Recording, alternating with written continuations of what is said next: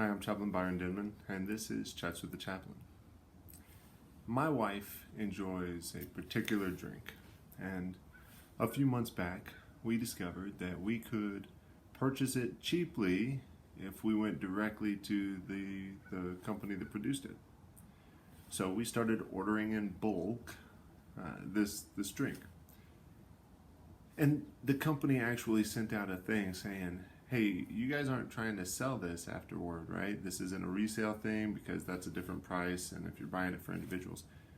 But we just found it more convenient and cheaper if we just went straight to them, bought it in bulk and stored it up, and then every now and then we'd have to make another order. Well, that drink was supposed to come in this weekend, and we got a message saying the shipment was delayed. And it was supposed to come in on Monday, and then the shipment was delayed. And it's supposed to come in today, but the shipment was delayed. So we I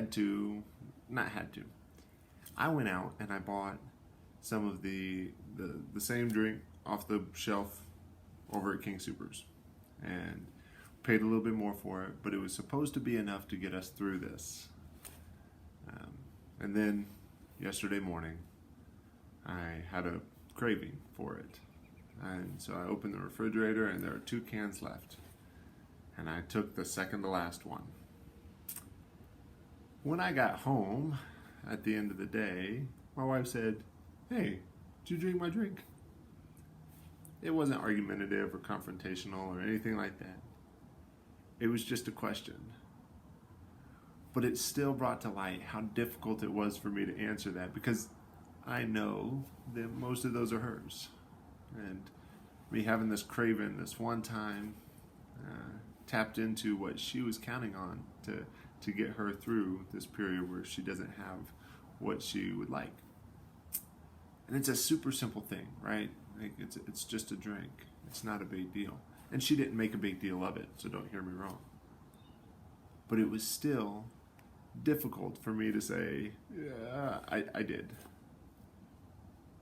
And all the time there are these difficult subjects, and they're difficult more when we're an adult than they were when we were kids, because when we were kids, we didn't necessarily understand all of the repercussions of taking somebody's next to last drink. But the more that we get to know people, the more that we get to understand our relationships and the dynamics in them, the more difficult those conversations get. Yesterday, and throughout the rest of this week, we're asking many of you to have some very difficult conversations about suicide. It's so sensitive of a subject that even me bringing it up in this video felt a little difficult. And as a chaplain, I have to face this reality all the time. But what I'm asking you to do is to have the difficult conversations. Because you never know when that one conversation might make all the difference in the world. I'm Chaplain Byron Denman, and even though some of these are hard to have, we got to talk about life and death.